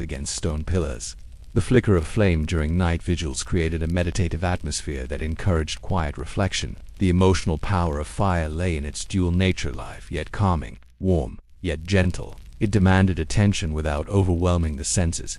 Medieval people depended on it to survive, but they also cherished it for the peace it brought. Yet comfort in the Middle Ages was not limited to earthly elements. For some, the sky itself, the night, the stars, the moon became their greatest refuge. While fire brought warmth to medieval nights, another source of comfort glowed more quietly: ink, parchment, and the patient rhythm of creation. In an age long before printed books were common, the making of manuscripts became one of the most meditative practices anyone could experience. The slow, deliberate work of illuminating pages with color and gold created not only beautiful texts but peaceful minds. In still rooms filled with soft light, artists lost themselves in lines, curves, pigments, and miniature scenes that transformed simple parchment into gateways of calm. Inside monasteries, scriptoria were sanctuaries of silence. Monks entered these rooms with a clear purpose, not merely to copy words, but to honor them. They sat at wooden desks, quills sharpened, inkpots full, and parchment stretched carefully. Before beginning, many took a quiet breath, centering their thoughts. The scratching of quill against surface became a steady sound, almost like gentle rain. Each letter required attention. The angle of the stroke, the contour of the line, the spacing between words. This discipline slowed the mind, anchoring it in the present moment. Illumination, the art of decorating manuscripts, brought even deeper calm. Illuminators mixed pigments by hand, grinding minerals, plants, or shells into vibrant powders. They added egg whites, honey, or wine to create colors that shimmered under candlelight. Gold leaf, the most treasured element, lay thin as breath, placed gently with brushes or fingertips. Watching light catch on gold brought quiet joy, as if the page itself exhaled peace. Patterns and borders offered mini meditations. Artists repeated shapes, veins curling around letters, tiny leaves unfurling, geometric designs winding across margins. Some illuminators described entering a flow, a state where hours passed without notice. The repetition lulled the mind, creating a soothing cycle. Dip, brush, trace line, lift gently, breathe. Even mistakes carried lessons in patience. Instead of frustration, artists often incorporated errors into new shapes, turning slips into beauty. Figures painted within manuscripts reflected not only religious stories but nature, daily life, and personal imagination. Monks sometimes added small, playful creatures hidden in corners, frogs wearing crowns, cats stretching, birds whispering to one another. These tiny illustrations offered comfort to readers centuries later, revealing a softer, more human side of monastic life. They also gave the artist a moment of lightness amid seriousness, a reminder that joy had a rightful place even in sacred work. But illumination was not limited to monasteries. Skilled lay artists created manuscripts for nobles, merchants, and scholars. Noblewomen often learned calligraphy and painting as part of their education. Their private chambers became creative havens, windows open to gardens, pages illuminated with flowers, birds, and scenes of peaceful domestic life. These works reflected emotion, gratitude, hope, longing captured in gentle strokes of color. The process offered respite from courtly expectations, political pressures, and the constraints of noble roles. The emotional effect of creating illuminated manuscripts extended beyond the artist. Readers who opened these books felt soothed by the colors, symmetry, and care visible on each page. Even the texture of parchment, smooth, warm, slightly grainy, brought tactile comfort. People traced illustrations with their fingertips, absorbing the calmness that the artist had woven into the page. Books were rare treasures, often passed down through generations, becoming symbols of continuity and peace. Among the most mysterious of medieval works stands the Voynich manuscript. Its strange symbols, undeciphered text, and whimsical illustrations have puzzled scholars for centuries. Some believe it was a scientific notebook. Others think it might be a coded herbal guide or a philosophical meditation. But one theory suggests that its very complexity indicates that creating it may have been a form of contemplative practice. If true, the Voynich manuscript becomes a monument to the soothing power of artistic mystery, a puzzle meant not to be solved, but to be experienced. Art in the Middle Ages extended beyond manuscripts. Tapestries offered another gentle form of emotional refuge. Weavers worked for months or years on enormous pieces filled with scenes of forests, feasts, legends, or pastoral life. The act of weaving, passing thread through loom, pulling, tightening, repeating, became a physical meditation. When hung on cold castle walls, tapestries added warmth, color, and a sense of refuge to otherwise stark stone halls. Families sat beneath them at night, letting the woven stories comfort their thoughts. Stained glass also created peaceful atmospheres. Sunlight passing through colored panels transformed church interiors into oceans of red, blue, green, and gold. The light shifted with the hours, making walls glow softly. Even people who could not read felt peace simply by sitting in these spaces, watching light and color dance together. Priests wrote that stained glass tamed the sun, turning harsh light into gentle beauty. Wood carving offered yet another path to relaxation. Carvers shaped altarpieces, lintels, figurines, and small decorative boxes. The scent of shaved wood, the repetitive motion of carving, and the slow emergence of form from raw material created a contemplative rhythm that soothed the mind. Many carved pieces served spiritual purposes, but others were created simply to bring comfort to homes. In every form, books, glass, thread, stone, wood, medieval art created emotional rest. For the artist, the process offered peace. For the viewer, the result offered calm. And for the world, these works became silent reminders that beauty had the power to heal. But medieval comfort was not limited to earthbound creativity. Many looked upward, toward the sky, finding serenity in stars, moonlight, and the vastness above. When medieval people felt overwhelmed by the weight of their world, many found their deepest comfort not on the ground, but in the sky. Long before artificial lights dimmed the heavens, the night sky unfolded above villages and forests like a living tapestry. Stars shone with a clarity we can hardly imagine today, their bright patterns guiding travelers, inspiring poets, and offering quiet reassurance to anyone who paused long enough to look up. For countless medieval souls, stargazing became a gentle escape, a way to forget earthly worries and drift into wonder. Nights were profoundly dark in the Middle Ages. Without streetlights or illuminated cities, the sky appeared vast and endless. People often stepped outside at dusk to finish chores, close animal pens, or fetch water, and during these moments the heavens revealed themselves in full glory. Constellations stretched across the sky like ancient storytellers. The Milky Way glimmered in soft clouds of light. Shooting stars crossed the horizon like whispers. Many medieval people believed these celestial sights carried spiritual messages, comforting reminders that life was part of something larger. Astronomy and astrology played intertwined roles in medieval relaxation. While scholars studied celestial movements with precise calculations, ordinary people enjoyed the calming ritual of tracing familiar star patterns with their eyes. Orion, the Pleiades, Ursa Major, each constellation carried its own tale. Some stories were inherited from Roman or Greek traditions, others developed in local cultures. A shepherd watching a flock at night might whisper a story about a star that protected travelers. A child falling asleep outdoors during warm months might listen to a parent describe how the moon guided lost souls safely home. Monks, especially those responsible for keeping time through nightly prayers, became keen observers of the sky. They noted phases of the moon, solstice, timing, and planetary alignments, not out of superstition but out of necessity. Yet even for them the night sky offered emotional peace. Walking through monastery gardens in silence, they looked upward and felt the universe stretching calmly above their heads. Some monastic writings describe stars as points of silent music, suggesting that gazing upon them brought a sense of serenity similar to listening to chants. Moonlight carried its own magic. In the countryside, moonlit nights were treasured because they allowed safe travel after dark. Villagers took slow walks along fields or forest edges under the soft glow. Lovers met secretly on moonlit paths. Families stepped outside after supper to enjoy the rare brightness. The moon softened the landscape, turning hills into gentle silhouettes and rivers into silver ribbons. Medieval poets described moonlight as a cool flame, a paradox that perfectly captured its calming effect. To many, the moon felt like a friend watching quietly over the world. Some nights held special significance. When a lunar eclipse occurred, villagers gathered together to watch the shadows slowly devour the moon. Although some feared eclipses as omens, others found them mesmerizing. The gradual darkening, the shift in color, and the eventual return of light created a powerful emotional experience. People whispered stories about celestial creatures, gods or angels touching the moon, weaving myths that added wonder rather than fear. Meteor showers were equally enchanting. Without knowing their scientific explanation, medieval people simply called them sky sparks. Entire families would sit outside wrapped in cloaks, waiting for streaks of light to appear.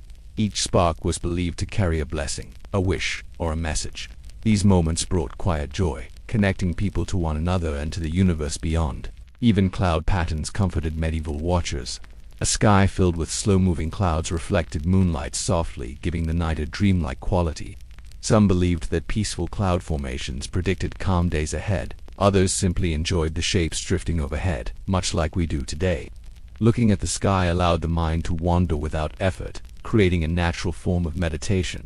For travelers, the sky was a guide and a companion. Merchants, pilgrims, and shepherds spent long hours outdoors, sleeping under stars or waking before dawn. Many wrote about feeling less lonely when they could see familiar constellations. The sky was constant, reliable, and beautiful, offering comfort through its predictable patterns. Even dangerous journeys felt a little safer under a clear night sky. In noble courts, astronomy became a refined pastime.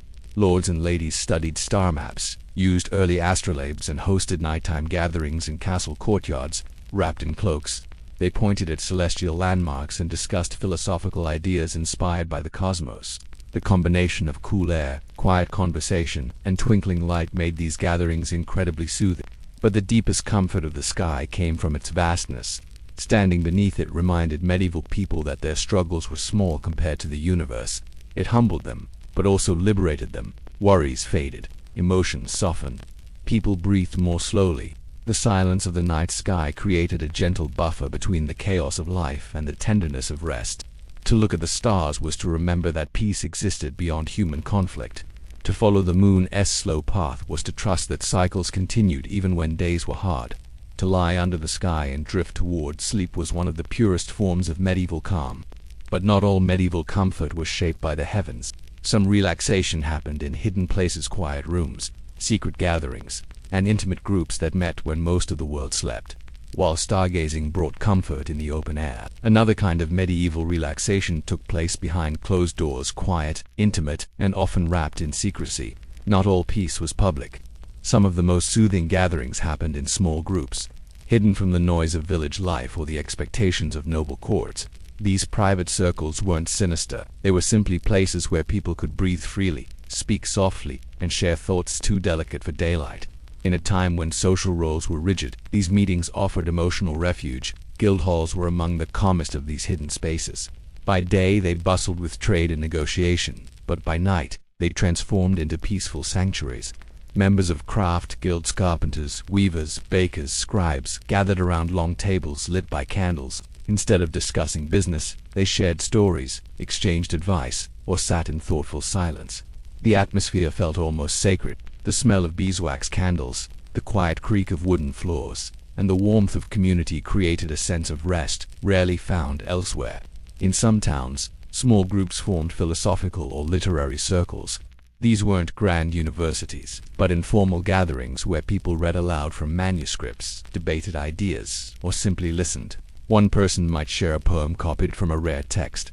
Another might recount a moral tale collected on travels. The discussions were soft, respectful, and often deeply soothing. For people whose daily lives required obedience and repetition, the chance to explore ideas felt liberating. Merchant lodges also became places of emotional calm. Merchants traveled constantly, facing danger, fatigue, and uncertainty. When they returned home, they met in lodges not only to plan future journeys but to rest mentally. They lit lanterns, shared warm drinks, unrolled maps, and spoke quietly about distant lands. These stories weren't told to impress, they were told to process. Hearing others speak of foreign mountains, calm harbors, or star-filled deserts created a sense of wonder that eased the stress of travel. These gatherings offered connection to a world larger than any single village. One of the most intriguing forms of medieval relaxation came from private devotional groups. These gatherings weren't related to church services. They were voluntary circles of neighbors who met to read, sing, or reflect together. They lit candles in quiet rooms, recited short prayers, and discussed the challenges of life. The meetings were deeply comforting, especially for those carrying grief, loneliness, or fear. While officially accepted, some of these groups kept a low profile to avoid misunderstanding. Their goal was not rebellion but gentle emotional support. Certain noble courts hosted intimate salons long before the Renaissance made them fashionable. Ladies and lords gathered in small chambers late at night. Musicians played soft melodies on harps or flutes. Candles cast golden light on embroidered cushions and polished floors. People spoke quietly about philosophy, love, dreams, or memories.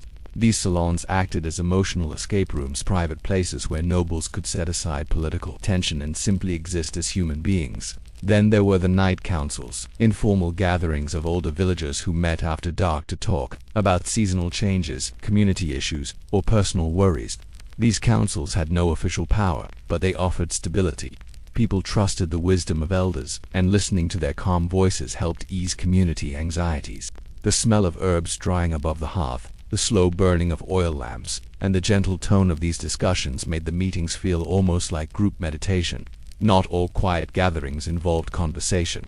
Some people met solely for peaceful activities, singing simple harmonies, spinning wool together, or preparing herbs for winter. The group action created a soothing rhythm. Hands moved automatically, voices murmured softly, and the room filled with a warm sense of shared purpose. These gatherings were particularly common among women, who used them as a break from constant household work. Even a single evening of companionship lightened emotional burdens.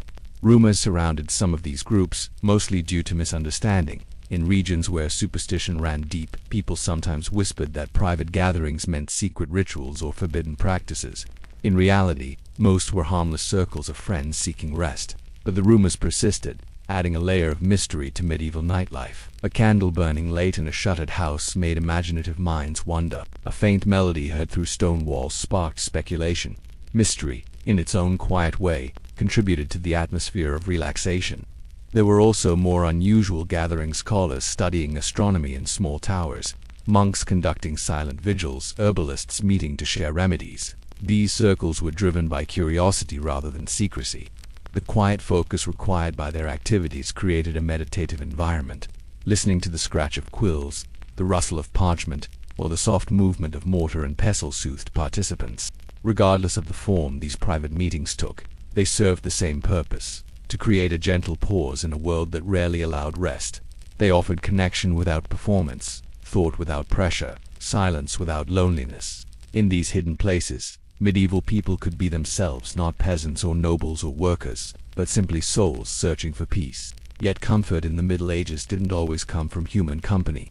Some sought rest in the hands of healers and herbalists who offered remedies that blended nature, touch, and whispered wisdom. While many medieval people found comfort in company or quiet reflection, others sought a gentler peace in the hands of healers, individuals who blended knowledge, intuition, and nature into soothing rituals.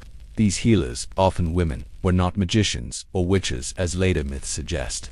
They were caretakers, midwives, herbal specialists, and wise figures who understood plants in ways that brought deep emotional relief.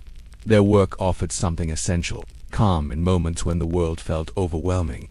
Herbalism was one of the most respected forms of medieval healing. Long before pharmacies existed, healers learned which leaves eased headaches, which roots calmed the heart, and which flowers softened anxious thoughts. Their homes smelled of dried lavender, chamomile bundles, mint leaves, and rosemary hanging from rafters.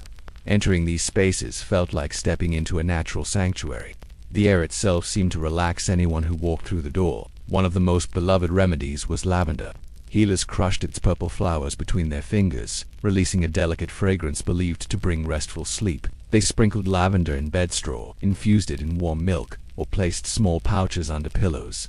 Many medieval families swore that lavender could quiet troubled minds and ward off restless dreams. Chamomile, too, was treasured. It was steeped in hot water to make gentle infusions that eased stomach tension and emotional stress. The soft apple-like scent drifted through homes during long winter nights. Valerian root, though strong and earthy, was respected for its calming effect. Mixed carefully into teas or powders, it helped those suffering from sleeplessness or grief. Medieval texts describe it as a root that softens sorrow. Lemon balm was another favorite, used to brighten spirits and refresh the heart. Even simple herbs like thyme, sage, and mint carried emotional significance, their aromas acting like natural comforters. But healers didn't rely on herbs alone. They practiced gentle massage techniques meant to soothe muscles stiff from labor.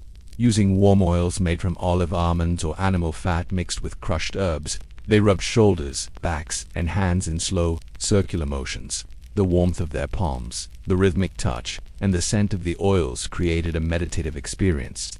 People left feeling lighter, calmer, and more grounded. For many medieval villagers, this was one of the few ways their bodies received genuine care. One lesser-known practice involved warm compresses. Healers placed cloths soaked in herbal infusions on the forehead or chest. The sensation was deeply comforting, especially for those suffering from anxiety or sadness. Some healers whispered reassuring words while working, using gentle tones to lull the mind into peace. These whispers weren't spells, they were expressions of empathy, designed to calm hearts in turmoil. Of course, such gentle practices sometimes sparked controversy in periods of heightened fear or superstition. Some villagers misunderstood the work of healers, especially when remedies produced unexpectedly strong effects. When someone claimed a dream after drinking an herbal infusion, neighbors whispered. When a massage eased pain, others considered divine punishment. Rumors spread. Over time, these misunderstandings fueled harsh accusations. Some healers, particularly women, faced suspicion simply for being skilled, yet most communities protected them, knowing their care was invaluable. In quieter regions, healers worked openly, often collaborating with midwives. They guided mothers through childbirth using calming herbs and soothing words. They treated infants with gentle balms. They comforted the elderly with warm teas and soft blankets. Their presence became a pillar of emotional support. Many believed that the touch of a healer could steady the spirit. This trust gave healers a unique place in medieval life, a role built on compassion rather than authority. In some villages, healers taught small relaxation rituals meant for everyday use. One such practice involved steeping rosemary in warm water, then dipping cloth into the infusion and wiping the face at night. It was said to clear the mind of dust. Another ritual encouraged people to sit outside at dusk, inhale the scent of crushed mint between their palms, and exhale slowly. Simple, grounding exercises like these helped people find ease without needing a healer present. Occasionally, healers created aromatic blends known as comfort powders. These powders, made from dried petals, crushed spices or ground herbs, were sprinkled on bedding or mixed with warm oils. They released gentle scents that filled homes with tranquility. Some powders were believed to protect against nightmares, others simply made rooms feel peaceful. Despite occasional suspicion, many healers formed deep bonds with the people they cared for. They listened patiently to fears, losses, and worries, offering not just remedies but presence. In a time without therapists or modern medicine, their role bridged the gap between emotional and physical well-being. Even nobles sought their help. Courtiers often requested calming oils to deal with stress, or special herb blends to help them sleep after tense political days. In castle chambers, healers prepared rosewater, chamomile compresses, or lavender baths for noblewomen seeking relief from anxiety. The aristocracy understood that these rituals were more than luxury, they were necessary for mental balance. Herbalists created emotional sanctuaries where scent, touch, and nature merged. Their work reminded medieval people that comfort could be crafted gently, through the smallest details, with no magic, only care. But herbs and healing were just one layer of medieval relaxation. The senses were soothed in many ways, and one of the most enchanting involved perfumes, oils, and aromatic blends that shaped the emotional atmosphere of entire households. If herbs offered comfort through touch and taste, perfumes and aromatic oils brought peace through the air itself. The medieval world may seem rugged and unscented in our imagination, but in truth, it was rich with fragrances crafted from flowers, resins, woods, and spices. These aromas shaped the atmosphere of homes, churches, chambers, and personal rituals. For many, scent became one of the most intimate and immediate paths to relaxation, a sensory doorway into calm. Perfumes in the Middle Ages were not like the complex blends we think of today. They were simple, natural, and deeply connected to the surrounding environment. People created their own aromatic mixtures using what they could gather or trade. The soft fragrance of rosewater, for example, became a staple in many households, made by steeping rose petals in warm water or distilling them into a more concentrated essence. Rosewater was used to refresh the face, scent bedding, and bring gentle tranquility to rooms. Its delicate floral aroma carried emotional warmth, especially in the chambers of noblewomen and in the quiet rituals of evening rest. Lavender oil was equally cherished. Its fresh herbal scent infused linens, cloaks, and hair. Medieval people believed lavender protected against melancholy. A few drops on a cloth or woven into small sachets brought comfort during times of stress. Some healers used lavender in massage oils, letting its aroma blend with warm touch to help anxious minds settle. Children slept more peacefully when lavender bundles hung above their beds. Then came frankincense and myrrhines burned in churches and sometimes in wealthy homes. Their smoky, earthy scents created an atmosphere that felt both sacred and calming. The slow curl of aromatic smoke rising from glowing embers mesmerized observers. Even people who attended church out of duty admitted that the fragrance offered emotional relief. Priests believed the smoke symbolized prayers drifting upward, but for ordinary people, it simply made the world feel gentler. Herbs were also burned for scent. Rosemary, sage, and mint crackled softly when placed on hot coals. Their aromas spread through rooms, cleansing not only the air but the spirit. People burned herbs to mark special occasions, honor guests, or simply create a comforting environment on cold nights. The scent mingled with the warmth of the fire, making homes feel safe and serene. Aromatics traveled across continents through trade routes connecting Europe to the Middle East and Asia. Medieval people gained access to exotic scents. Ambergris, light, oceanic, and strange, was prized for its long-lasting aroma, though its origins were not fully understood. Musk, richer and heavier, was considered luxurious and sometimes controversial due to its animal origins. Civet and sandalwood were rare treasures, used sparingly in small vials that nobles guarded carefully. These exotic perfumes added mystery to noble chambers, creating sensory environments that felt dreamy and otherworldly. One of the simplest but most comforting practices involved perfumed linens. Noble households sprinkled sheets and pillows with rosewater or lavender before bed. Even modest homes used crushed mint or sweet woodruff tucked between layers of cloth. These scents warmed under the body's heat, releasing gentle fragrances throughout the night.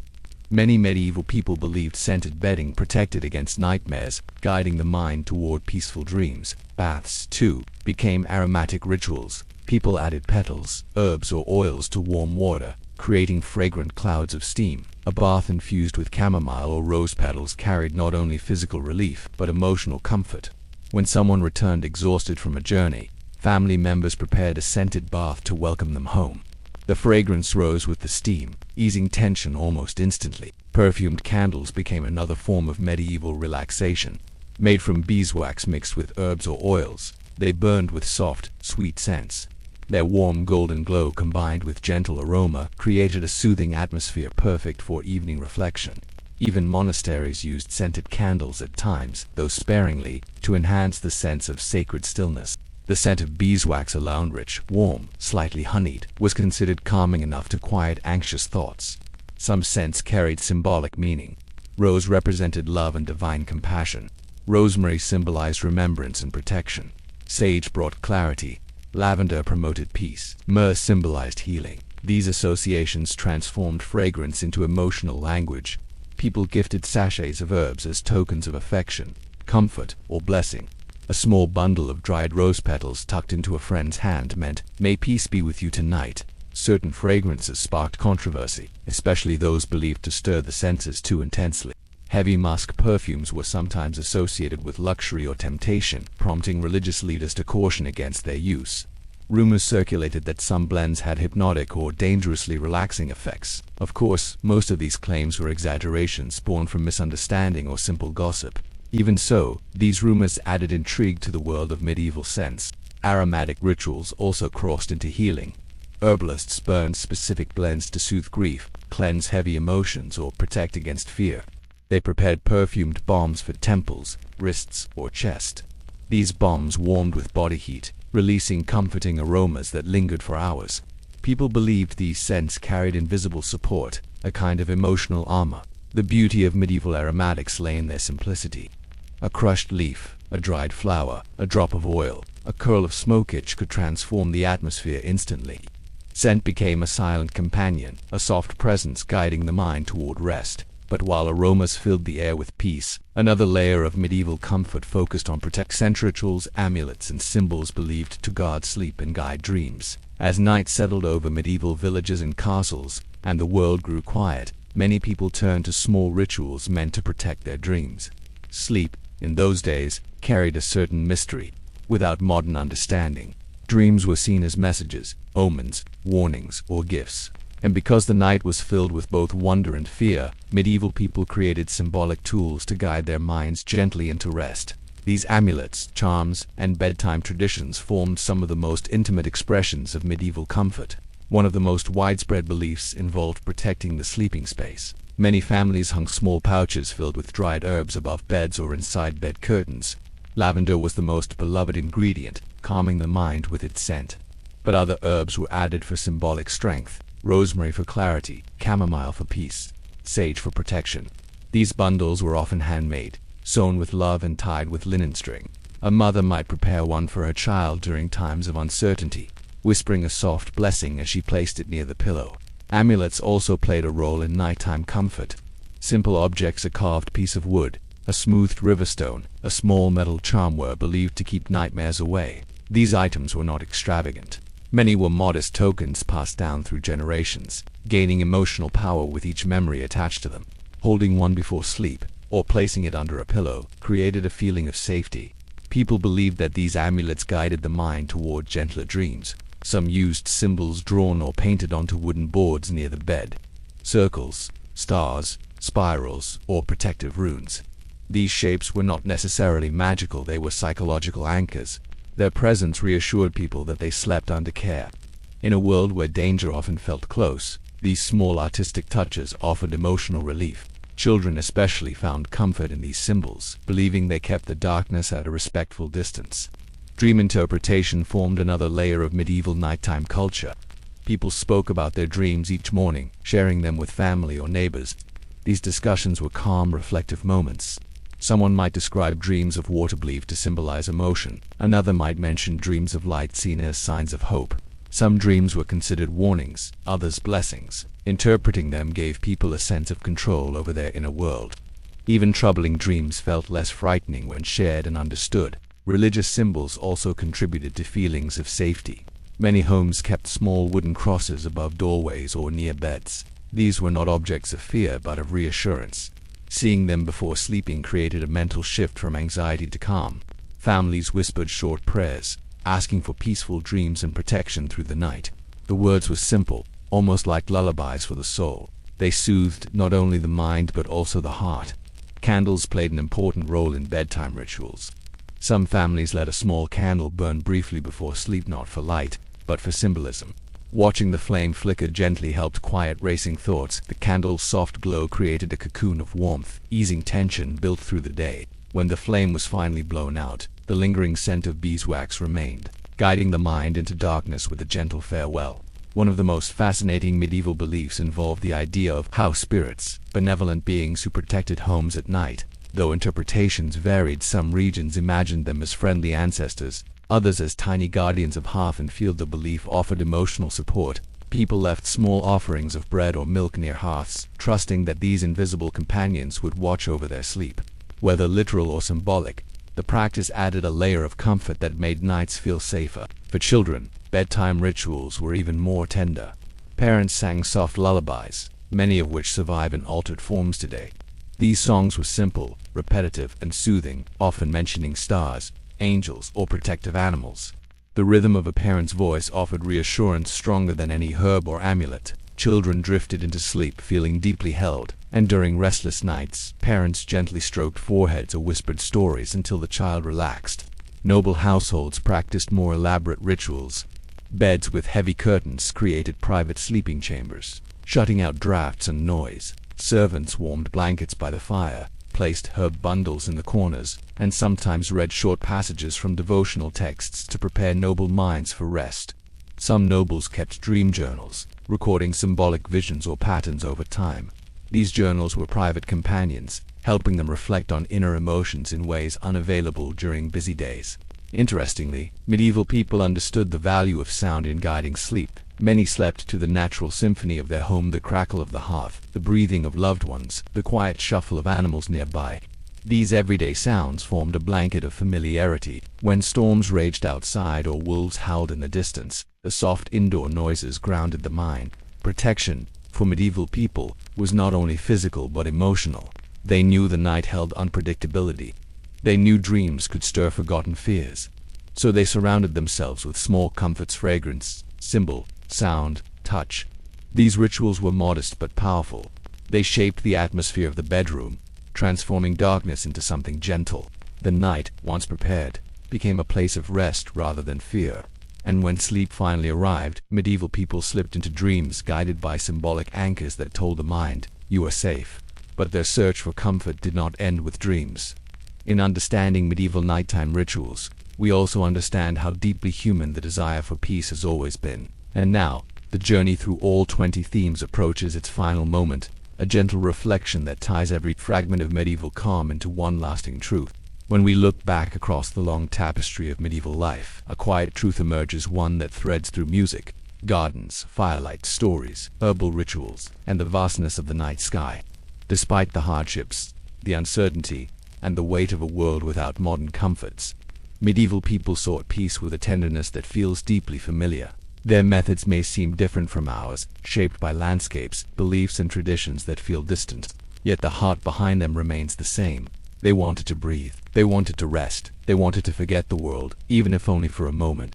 Every practice we explored, from the soothing hum of minstrels to the soft glow of candles, reveals a people who understood something essential: that the human mind needs gentleness. A monk chanting in a stone chapel was not so unlike a villager sitting quietly beside a hearth. A noblewoman inhaling the scent of rosewater before sleep felt the same longing for calm as a shepherd gazing at stars after a long walk. In their own ways, each person carved out a small space where worry loosened and the heart could settle. Perhaps what makes medieval relaxation so beautiful is its simplicity. Comfort came from elements still available to us: warmth, scent, sound, companionship, nature. There were no screens, no artificial lights, no modern distractions to drown out the world. Peace had to be found with intention: a walk in the fields, a cup of warm spiced drink, a quiet moment with animals, a whispered prayer, a bundle of herbs. These small acts carried a softness that touched daily life with grace, and yet the Middle Ages were far from silent. They were filled with music drifting through taverns, laughter rising during festivals, stories shared under firelight, and murmured conversations in hidden rooms. People did not simply survive, they lived, felt, dreamed. They celebrated the turning of seasons, the comfort of food, and the quiet joy of community. Even in times of fear or conflict, they found ways to gather around warmth and create moments of safety. There is something profoundly human in these rituals, something that reaches across centuries to speak to us today. Many of us still seek the same comforts: a warm drink before bed, a moment outdoors, a familiar scent, the soft murmur of someone we trust. We still find solace in stories and music. We still look to the sky when we need to feel small or sheltered. We still search for meaning in dreams, patterns, or symbols. The medieval world may feel foreign, but its emotional rhythms remain with us. As we imagine medieval families settling in for the night, we see reflections of ourselves. A child clutching a small wooden charm to sleep, a woman brushing lavender through her hair, a father mending a tool by the fire, an elder leaning on a cane while watching sparks rise through the chimney, a monk lighting a candle in a silent corridor, a group of villagers huddled around a festival fire, singing softly as the night grows deep. These scenes remind us that peace has always been crafted, not given. It is comforting to think that across time people have shared the same quiet longing to be held gently by the night, to let go of burdens, to drift into rest, to find small sanctuaries where the world feels kinder. These rituals, though shaped by their era, were threads connecting hearts through stillness. They were moments when the world paused, when the soul was allowed to breathe.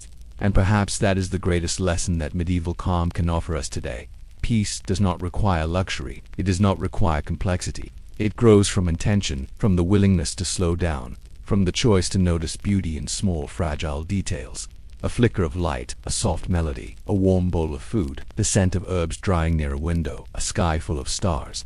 Even now, centuries later, these moments still exist for anyone who seeks them. So as this journey through medieval comfort comes to an end, allow the gentleness they once cherished to settle into your own thoughts.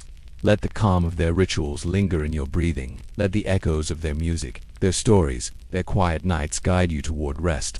Because in the end, the desire to relax and forget the world is timeless, and the peace they sought is the same peace you deserve tonight. Close your eyes gently. Let the weight of the day fade away. The night is here to hold you, just as it held them long ago.